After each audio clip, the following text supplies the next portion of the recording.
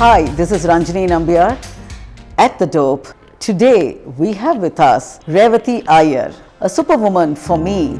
I've known her for the past not many years during her journey, but predominantly I think I've known her for the last 10 years at least. From what I have known about is that she owns a beautiful homestay called Silver Brook Estate Homestay in Coorg, and she is a Kathakali artist, and she has been doing a lot of directorial ventures with plays, school productions, musicals, and so on. And I think I wouldn't say much.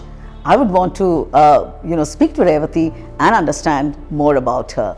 Hi Revati, welcome to the show. Thank you so much, Ranjini. Thank you so much. I thank you for inviting me for No, this. but I think I'm not going to speak anymore. I think you need to speak and understand. Let me, get a feel of what your past journey has been and where did it all start? My past journey has been more to do with dance.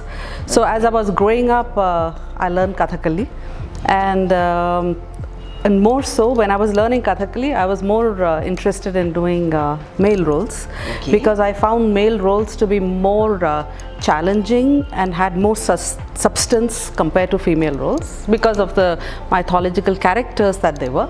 So I specialized in male characters, and I performed all over the world. And then I also was part of the Sri Ram School in Delhi, where I was heading the performing arts division, where the music, dance, theatre, everything was under me. So because of that, did a lot of theatre, dance dramas, musicals, and that was the past. And did you study in Delhi? Were you based there in Delhi? So I was based in Delhi. My father was with the government, so we were born and brought up in Delhi. And I did, after my college, join Oberoi School of Management. And when the time came to sign the contract of 5 years, that's when I had to take a call, whether at that point of time, whether I wanted to give my time to music, dance and theatre, or I wanted to join hospitality. Somehow the dance bit was a little higher. So at that point of time, I was happy doing dancing. Then when we moved to Bangalore, I saw the opportunity of that bug, that little bit of thing that was inside me, that I can now concentrate on hospitality.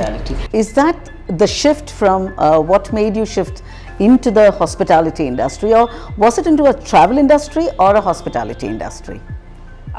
When you came into Bangalore? When I came to Bangalore, it was very clear that it has to be a hospitality industry, mainly because my husband was with Taj for 25 years before we moved. So he was in Taj in Delhi. So between us, it was very clear it had to be hospitality. The choice of Coorg, is there any particular reason, and what was the journey? How did you start this? So when I came to Bangalore, we had no clue what and where we are going to head. Very frankly, somebody suggested Coorg, and that's how Coorg happened. It's not that we came down south with Coorg in mind. So when we moved to Coorg, I just thank God for that, So was it a virgin terrain? You literally didn't know anybody there, and you nothing. We didn't know anybody. So it was like literally from scratch at a new location? At a new location in a place where we had no idea how it's going to be. But I must say, Coorg is the most beautiful place. It's not just beautiful naturally, but I'm talking about the people.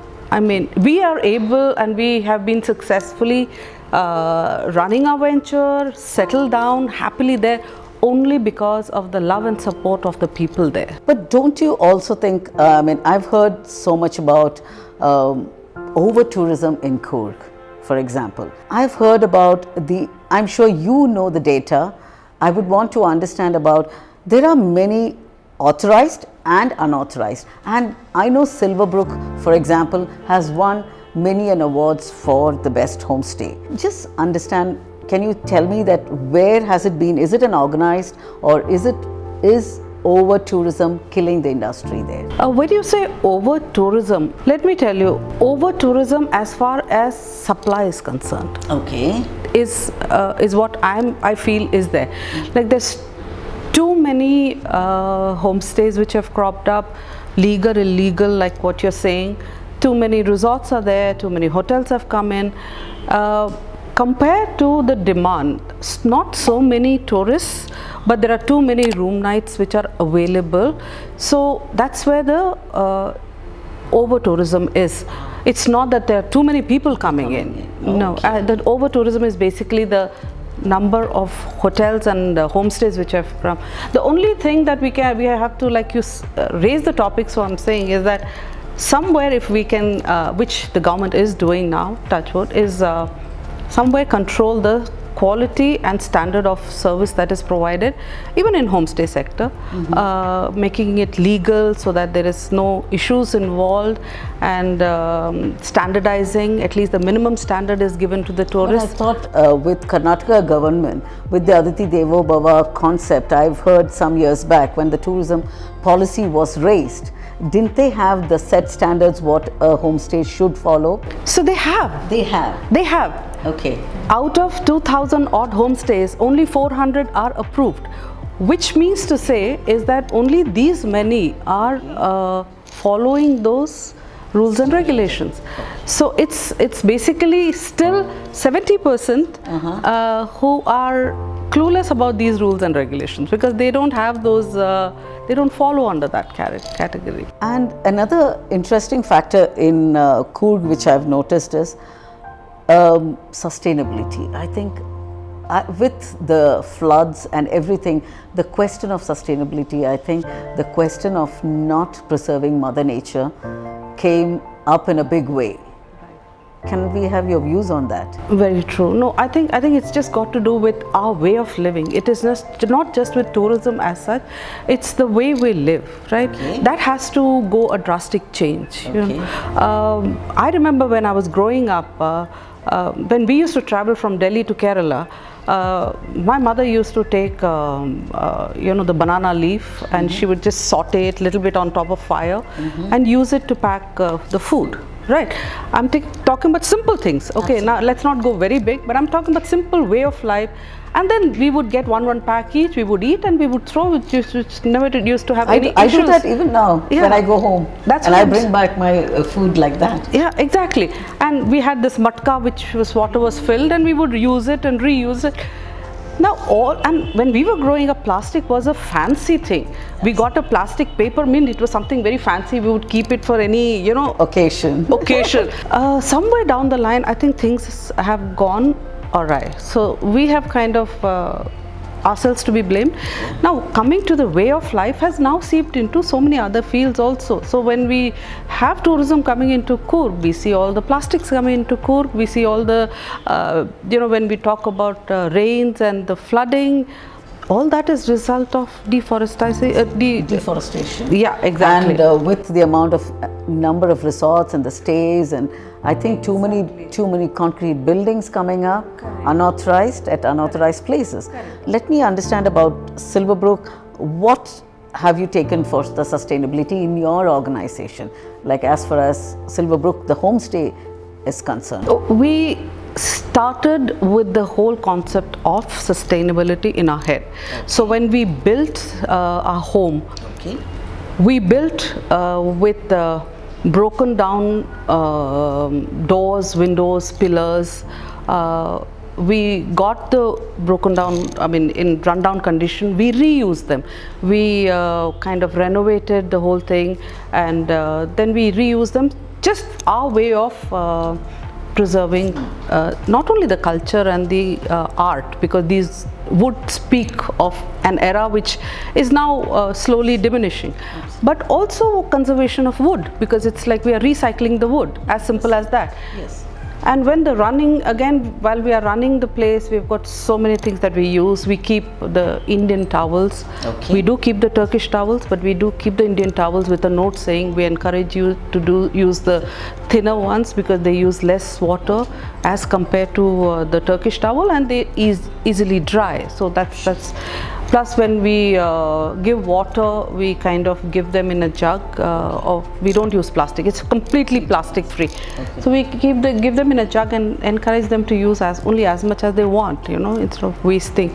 I'm just talking about small things. Employing the local labor, of course, right?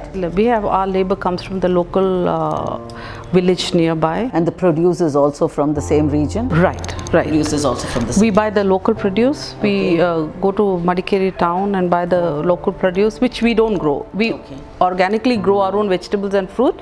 What we don't grow and what we don't buy, from the local people. Do you think in gender dynamics, on the whole, has played a role in the hospitality industry, in the sense like hospitality industry employs a lot of women? So is your organization pro to that? It is, because I'm running a homestay. So this homestay concept itself was, if I'm not mistaken, I could be wrong, but then what I have heard is that when coffee, the amount was getting low, they were not earning enough from coffee. The government gave this concept of homestay, because all the planters had homes, beautiful homes where people could come and stay, and it also was basically to empower the women of the house to earn a living.